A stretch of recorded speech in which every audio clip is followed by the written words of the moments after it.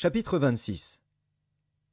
Au commencement du règne de Joachim, fils de Josias, roi de Juda, cette parole fut prononcée de la part de l'Éternel en ces mots. Ainsi parle l'Éternel. Tiens-toi dans le parvis de la maison de l'Éternel, et dis à ceux qui de toutes les villes de Juda viennent se prosterner dans la maison de l'Éternel toutes les paroles que je t'ordonne de leur dire, n'en retranche pas un mot. Peut-être écouteront-ils, et reviendront-ils chacun de leur mauvaise voie.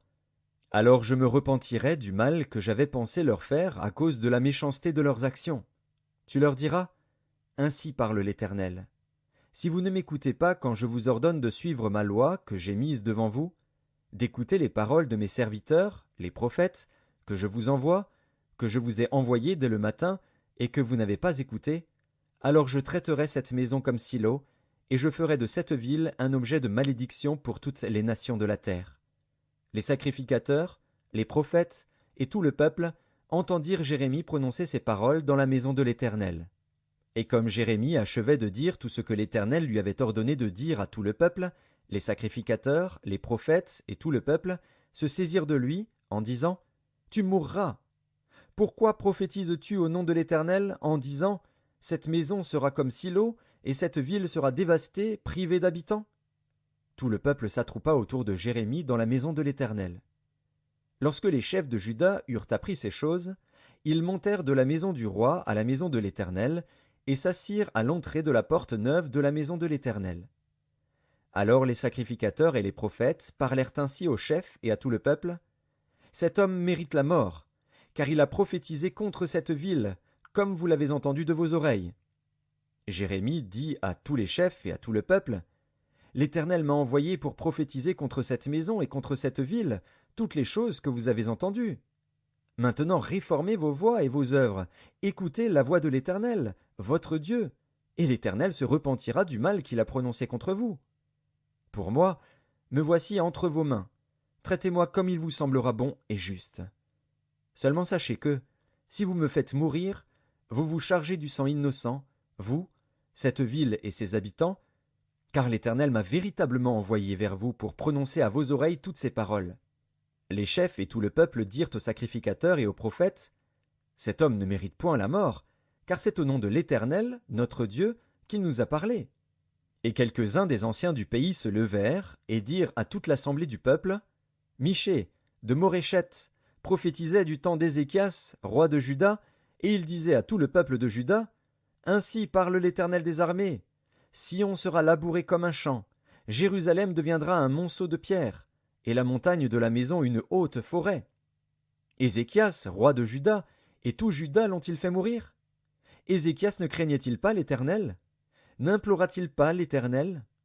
Alors l'Éternel se repentit du mal qu'il avait prononcé contre eux, et nous chargerions notre âme d'un si grand crime? Il y eut aussi un homme qui prophétisait au nom de l'Éternel, Uri, fils de Shemaéja, de Kirjat-Jéarim. Il prophétisa contre cette ville et contre ce pays entièrement les mêmes choses que Jérémie. Le roi Joachim, tous ses vaillants hommes et tous ses chefs entendirent ces paroles, et le roi chercha à le faire mourir. Uri, qui en fut informé, eut peur, prit la fuite et alla en Égypte.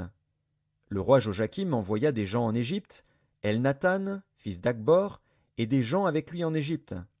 Ils firent sortir d'Égypte Uri et l'amenèrent au roi Joachim, qui le fit mourir par l'épée et jeta son cadavre sur les sépulcres des enfants du peuple.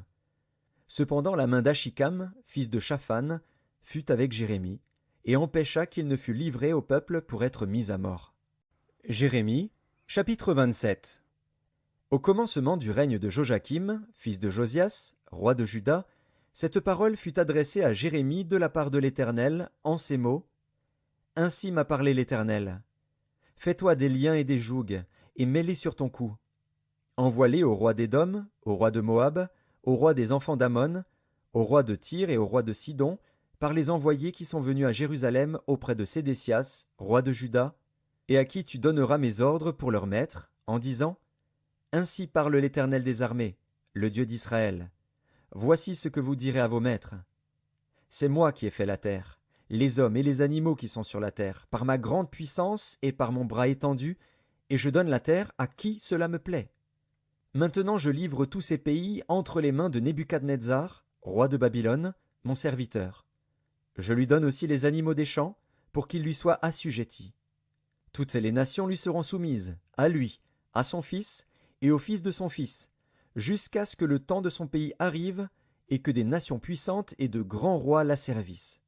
Si une nation, si un royaume ne se soumet pas à lui, à Nebuchadnezzar, roi de Babylone, et ne livre pas son cou au joug du roi de Babylone, je châtierai cette nation par l'épée, par la famine et par la peste, dit l'Éternel, jusqu'à ce que je l'aie anéanti par sa main. Et vous, n'écoutez pas vos prophètes, vos devins, vos songeurs, vos astrologues, vos magiciens qui vous disent « Vous ne serez point asservis au roi de Babylone ». Car c'est le mensonge qu'ils vous prophétisent, afin que vous soyez éloignés de votre pays, afin que je vous chasse et que vous périssiez. Mais la nation qui pliera son cou sous le joug du roi de Babylone, et qui lui sera soumise, je la laisserai dans son pays, dit l'Éternel,